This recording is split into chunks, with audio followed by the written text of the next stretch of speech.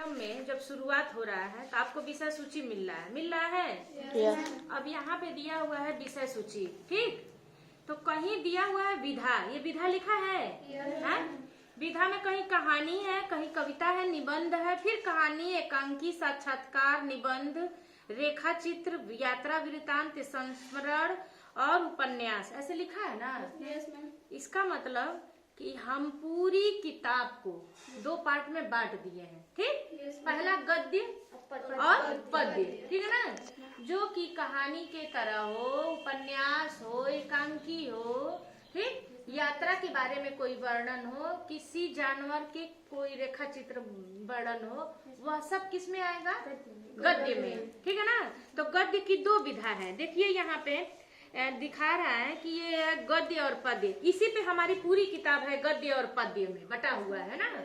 तो जो लिखित रूप से जैसे कहानी की तरह जो होगा वह गद्य में आ जाएगा, और जो भी दोहा की तरह, छंद की तरह, चौपाई की तरह, गीत की तरह लयबद्ध तरीके से होगा वह आ जाएगा पद्य में, ठीक है ना।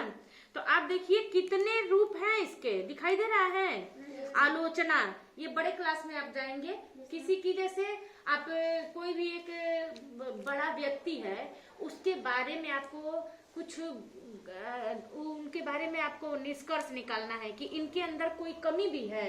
हर व्यक्ति के अंदर कुछ कमियां होती है ना। तो यह पत्रकार करते हैं आलोचना कि उनके अंदर क्या कमियां हैं। तो हाँ, जैसे कि ब्रह्मदत्त राजा थे ना, बोधिसत्व के पास जाते हैं, कोई मतलब आलोचना नहीं करता था, बुराई नहीं करता था। बुराई यहाँ से, आलोचना से बुराई से मतलब नहीं है। बुराई का ये कि हम आलोचना करें कि किसी चीज की ये चीज अच्छी नहीं है, ये मतलब गलत है ना, उसकी आलोचना। ये जिस भी चैप्टर में रहेगा तो आलोचना, गद्य की विधा आलोचना, ठीक। अब उपन्यास, बड़ी बड़ी मोटी मोटी जो किताबें होती हैं, है ना, जितनी भी फिल्में बनती हैं इन सभी उपन्यास पे आधारित होती हैं, लगभग, है ना। तो ये उपन्यास भी गद्य की कैटेगरी में आएगा, पूरी कहानी चलती है ना। अब देखिए निबंध, जो आप निबंध लिखते हैं, रेखा चित्र, एक सोना नाम की, अभी आपके चैप्टर में आएगा, सोना होगा। सोना देखिए, ये है ना सोना, रेखा चित्र, यानी कि यह एक जानवर है, सोना नाम की एक हिरनी है, उसी की कहानी है ये। यह भी किस में आएगा? गद्य में आएगा। यात्रा वृत्तांत, अभी आपकी छुट्टियां जब चालू होंगी आप कहीं भी घूमने जाएंगे और हम उस पे बोलेंगे कि आप उस समय की घूमने के बारे में आप थोड़ा 2-4 या एक पन्ना लिख करके ले आइए, 2 पन्ना लिख के लाइए, तो आप पूरा अपनी यात्रा के बारे में बताएंगे कि हम ऐसे गए, कहाँ मौसम था, क्या वहाँ का वातावरण था, यहाँ का बोलचाल क्या था। ये पूरा वर्णन किस में आ जाएगा? यात्रा वृत्तांत में, ठीक है ना। यानी यात्रा का कोई भी वर्णन करेंगे तो वो यात्रा वृत्तांत में आएगा, और यह भी गद्य की एक विधा ही है। अब हम कहीं किसी को पत्र लिखते हैं, पत्र की कई कैटेगरी होती है ना, यह भी हमारा गद्य में ही आएगा। कोई नाटक आप लिखती हैं, आप लोग भी लिख लेती हैं नाटक, अब वो नाटक जो मंच पे हो या आप स्वयं लिखें, यह भी गद्य में ही आएगा, ठीक। संस्मरण, यह भी किस में आएगा? गद्य में। आप जीवन परिचय लिखते हैं, जयशंकर प्रसाद का जीवन परिचय, उनका मृत्यु, उनकी रचना, उनका जन्म, उनकी कृतियां, यह भी हमारे गद्य में ही आएगा।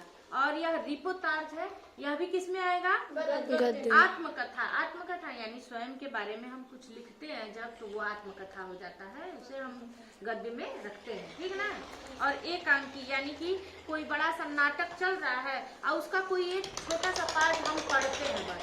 जैसे कि हमारे पाठ में एक जूलिया है, कौन है? जूलिया। यह एक बड़ा सा नाटक है जिसका एक छोटा सा अंक हमारे किताब में दिया हुआ है, जूलिया नाम की एक लड़की का है। तो ये सारी चीजें किसमें आएंगी? संस्मरण, यह याद से संबंधित किसी चीज को याद कर रहा है आदमी, उसके याद करके लिख रहा है, ठीक है ना। और यह है पद्य, जिसमें कि कोई भी चीज आप लयबद्ध तरीके से करेंगे। क्या कहेंगे?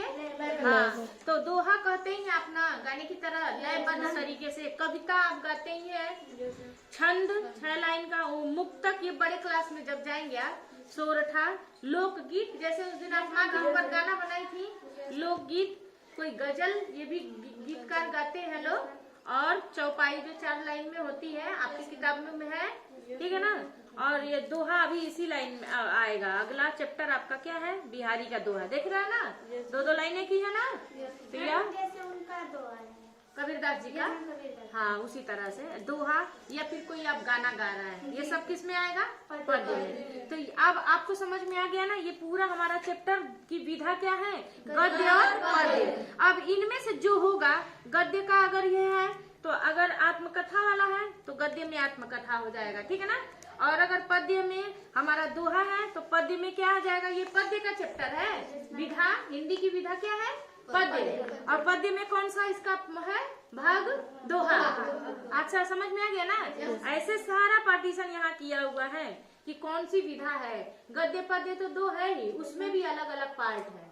बात समझ में आ गया ना। ये सारे के बारे में यहाँ लिखा हुआ है।